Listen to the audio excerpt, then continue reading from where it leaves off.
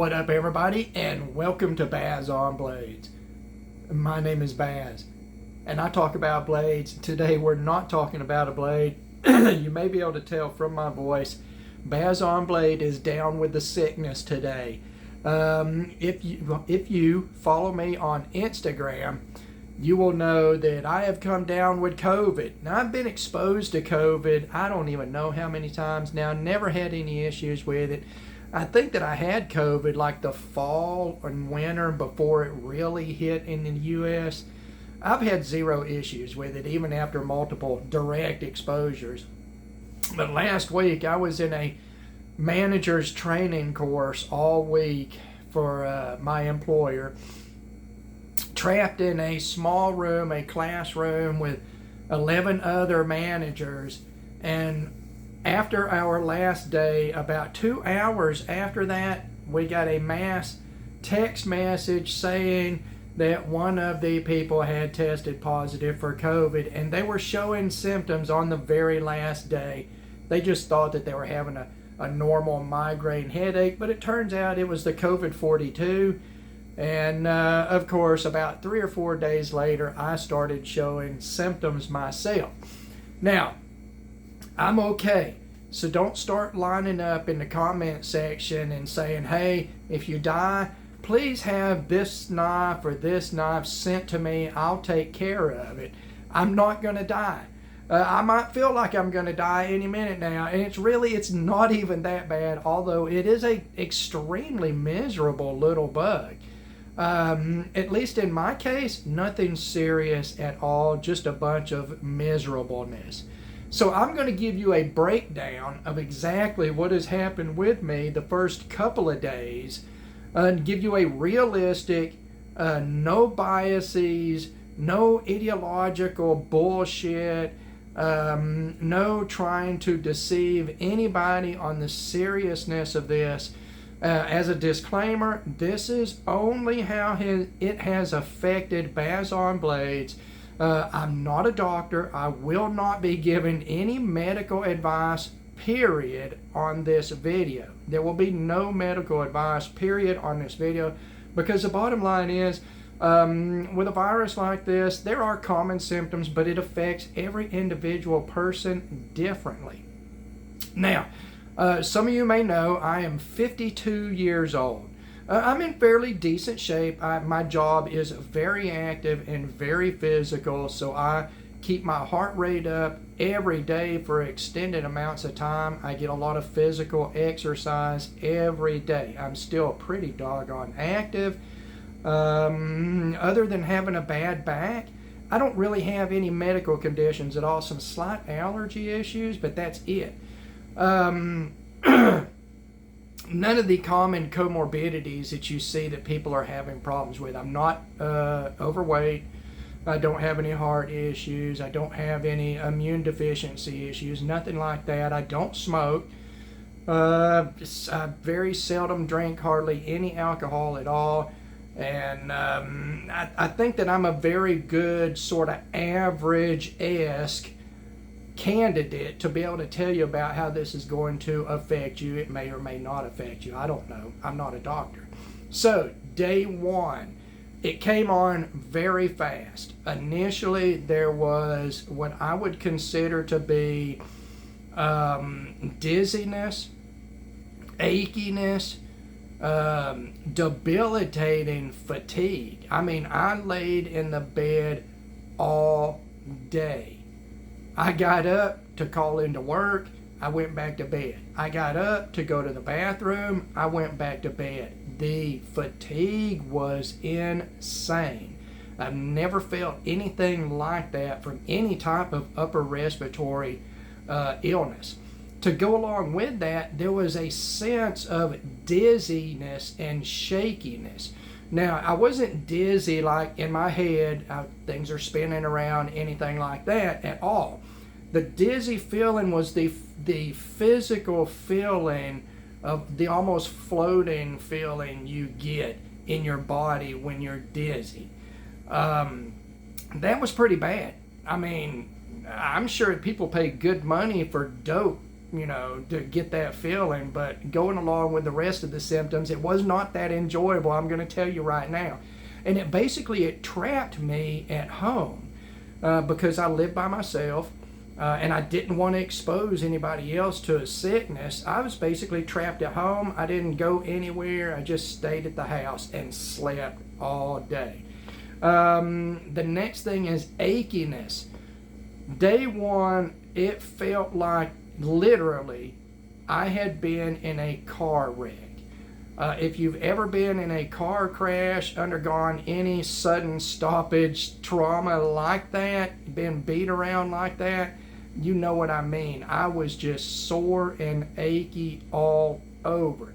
I was so achy, my skin hurt. You ever been so achy that your skin hurt? I mean, the waistband on my underwear hurt my skin. That's how achy I was, no exaggeration. Fever-wise, I spiked at 102.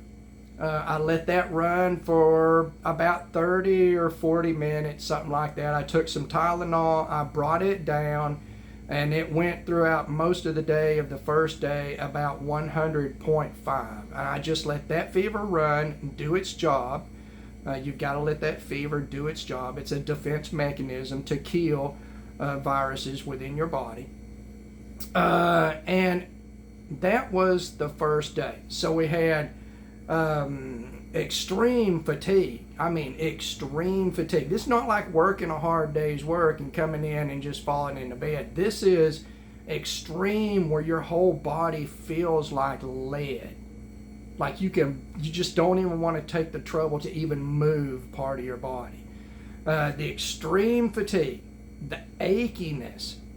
I mean, I feel like I've been beaten. I just feel like I've been beaten. I've been in a car wreck. Fever, it wasn't that bad. I mean, you don't want to hold 102 fever for a long time, but you got to let the fever do its job. Let's see, what is that? That's fatigue, achiness, fever. Sorry, guys, I'm sick and I'm having a hard time thinking. The dizziness, the sort of spacey, out-of-body-ish sort of feeling, thrown together with all the rest of the stuff, is really sort of disorienting and uncomfortable feeling. It was a miserable day. That was a miserable 24 hours. And the crazy thing is, I must have slept 15 hours yesterday. I slept so long, my back is hurting me from laying in the bed for too long. So I did make it through day one, of course, because here we are at day two. Day two is finally when I actually get some upper respiratory symptoms in this upper respiratory virus. Day one had zero upper respiratory symptoms at all. There was no congestion, there was no drainage, there was no coughing, sneezing, none of it. But day two, I'm getting actually, let's go back to day one. Let's go back to day one, because I left out the best symptom of all. How could I leave this one out? It was my super duper favorite, and that is a crushing headache. Oh my God. A crushing headache right here, right behind your eyes. And it just touching my eyeballs, it hurt. It's like a lot of sinus pressure, but I didn't have any upper respiratory issues at all except for that. And when I talked to the doctor today, he described the headache as feeling like it came from upper or from sinus pressure.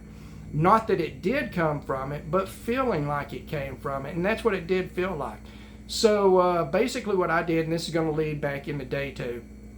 Basically what I did is I was self-medicating all over the counter, just common stuff.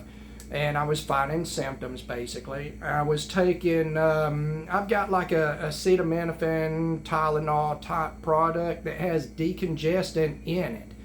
So I was taking that for fever, for the achiness, and then decongestant to knock off what I was feeling at the time was a bunch of sinus pressure behind my eyes, causing an insane headache. This headache was like a hangover headache. If you've ever had a hangover headache, you know what I mean. It's a very special kind of headache. So I was taking this decongestant, and the last thing I did before I went to bed for the final time last night is I took a dose of that. When I woke up this morning to go to the doctor to have my COVID test done for work and all of that, I did have some drainage and a sore spot on my throat where my sinus passages connect to my throat.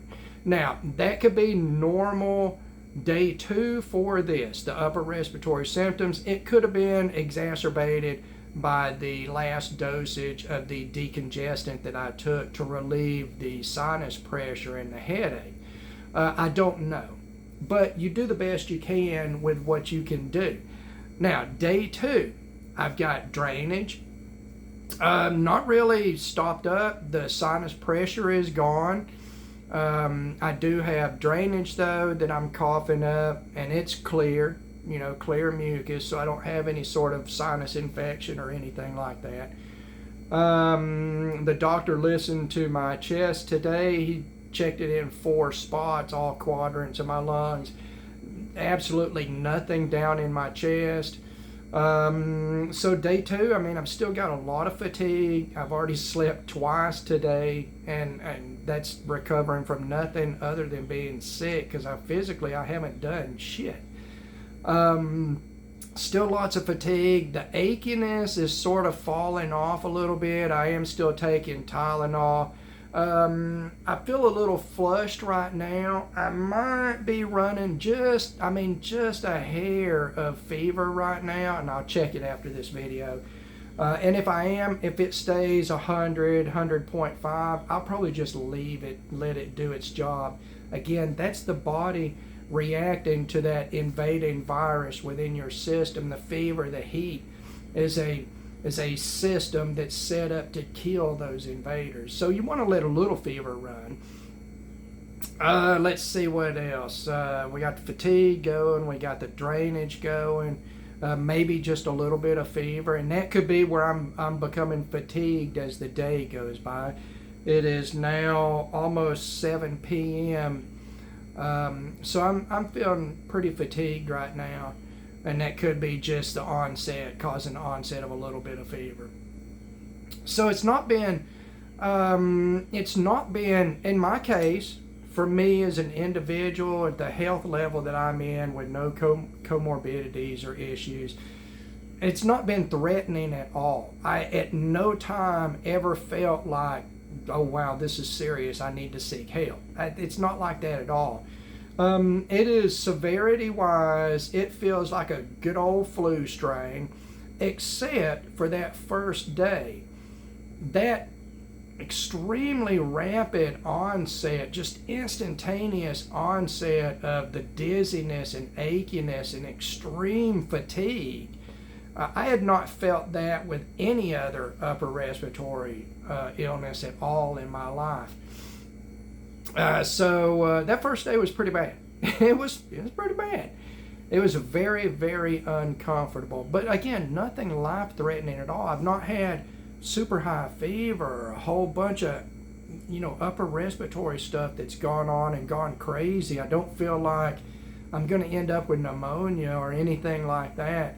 And again, the only medication that I've taken, this is just what I've taken. I'm not recommending any medication at all, one way or another. I don't give a shit what you want to take or anything like that. You do you.